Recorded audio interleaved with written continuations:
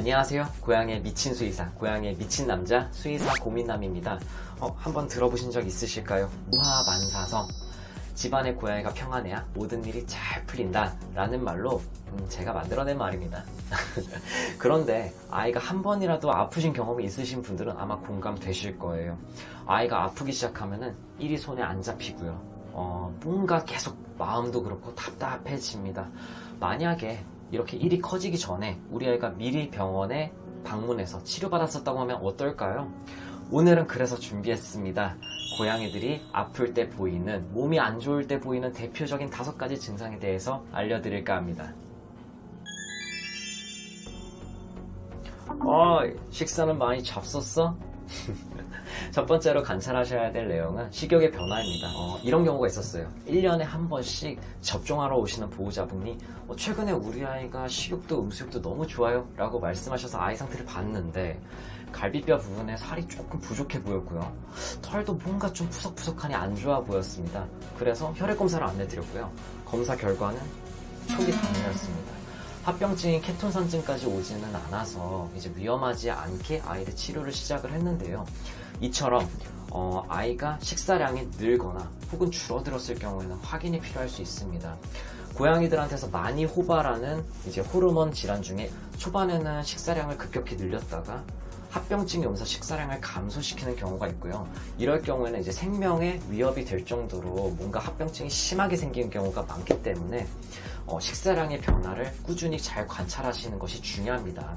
또한 식사량 변화뿐만이 아니라 아이가 갑자기 먹다가 깜짝 놀라거나 침을 질질 흘린다고 한다면 치아에 문제가 생겼을 수 있기 때문에 병원에 오셔서 확인이 필요할 수 있습니다. 아직 멀었니? 힘내! 왠지 모르게 응원하게 되는 두 번째 변화는 화장실의 변화입니다. 사실 설사, 혈뇨 이러한 변화들은 보호자분들이 되게 빨리 눈치채고 병원에 오시는데요. 특히 이제 화장실에 머무는 시간이 증가했을 때는 조금 보호자분들께서 눈치채지 못하는 경우가 많으세요. 무엇보다 고양이한테서 이제 변비는 되게 많이 호발하는 질환일 뿐더러 너무 심할 경우에는 구토주증으로 내원하기도 하고요. 배뇨를 잘 못하는 FLUTD와 같은 질환은 신부전을 유발하기도 하고요. 너무 진행이 많이 되었을 때는 전해질 불균형을 일으키는데 되게 많이 심각하고 되게 많이 위험할 수 있는 상황을 유발할 수 있습니다.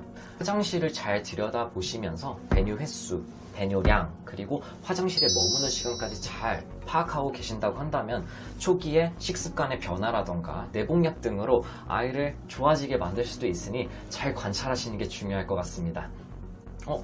왜 인사할 시간에 우리 아이가 보이지 않지? 세 번째 변화는 생활 패턴의 변화입니다. 우리 아이와 함께한 시간이 길면 길수록 보통 생활 패턴이 일정해지기 마련인데요. 예를 들면 잠을 자는 시간, 아니면 놀이하는 시간, 일어나서 인사하는 시간 등이 있을 겁니다. 만약에 이제 일어나서 인사하는 시간에 아기가 보금자리에서 나오지 않고 뭔가 좀 불편해 보여, 아니면은 잠자는 시간에 아기가 잠을 잘 못 자고 뒤척이는 증상들을 보일 경우에는 아이 몸에 심각한 이상 증상이 생겼을 수 있기 때문에 보호자분이랑 아이랑 같이 병원에 내원하시는 걸 추천드립니다. 실제로 최근에 어떤 보호자분께서 이제 빗질하는 시간까지 정해놓고 아이를 관리를 하셨었는데요. 아이가 조금 예민해진 것 같아요 라고 하시면서 건강검진을 요청을 하셨었고요. 웃으시면서 아이가 나이가 들어가니까 내가 더 예민해지는 것 같아 라고 말씀하셨는데 검사 결과는 갑상선 기능 항진증이 나왔습니다. 사실 보호자분도 그렇고 저도 되게 많이 놀랐었는데요. 이러한 사소한 변화를 놓치지 않고 관찰을 하게 되면 초기의 병의 진행에 대해서 먼저 알아차리고 진단할 수 있습니다. 그렇기 때문에 아이 생활 패턴을 잘 관찰하시는 거 중요합니다. 비슷한 맥락으로 네 번째, 점프력의 변화도 체크하셔야 됩니다. 사실 많은 보호자분들이 이 부분은 많이 알고 내원을 하세요. 예를 들면은 이제 평소 높은 곳에 잘 올라가던 아이가 못 올라가고 주위를 자꾸 맴돈다거나 아니면 올라간 상태에서 내려오지를 못하는 경우가 있습니다. 이런 경우에는 아이와 보호자분이 같이 내원을 하셔서 방사선 촬영도 찍고 관련 문제가 확인되면 보조제나 아니면 내복약을 복용하시는 게 좋습니다. 또 나중에 제가 다룰 맥락이기도 한데요. 아이들은 아픈 부분을 오버 그루밍해서 털이 다 빠진 상태로 내원하기도 해요. 즉 어떤 관절이 아프다라고 한다면 그 부분에 털이 다 빠진 상태로 내원하는 경우도 간혹 있습니다. 이렇게 사소한 단서들을 보호자분께서 알아채 주셔야 아이의 삶의 질을 보존해 줄 수 있습니다. 마지막으로 외형의 변화입니다. 오늘 꼭 이야기 드리고 싶었던 이 부분이야말로 보호자분들의 꾸준한 사랑과 보살핌 속에서 확인되는 내용들입니다. 수의사들이 만성 질환을 포함한 종양 그리고 호르몬 질환을 강하게 의심할 때 지켜보는 포인트 중 하나가 이러한 체중 그리고 피모, 피부와 같은 외형의 변화입니다. 물론 나이가 들면서 피부와 피부가 변할 수 있기는 하지만은 전신 질환이 생기게 되면은 만성 소모적인 상태, 악액질 상태가 되고요. 신체 말단부터 체중이 빠지고 피부의 상태가 변하는 이러한 것들을 관찰할 수 있게 됩니다. 하루에 몇 번씩 자신의 얼굴을 거울로 들여다보는 것처럼 우리 아이들도 시간을 내서 여러 가지 모습들을 체크해 주시고 살펴주세요. 어떤 달라지는 시점을 찾을 수 있게 되고요. 병이 진행되는 속도를 조금 더디게 하는 도움을 줄 수 있게 됩니다. 자, 영상을 다 보신 집사님들은 이제 대답해 주세요. 오늘 우리 양이의 하루는 어땠나요?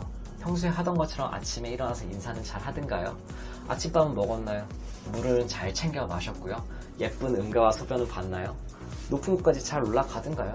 어쩌면 오늘따라 우리 아이가 다른 모습을 보여주고 있었는데 보호자분이 눈치채지 못하신 건 아니시고요.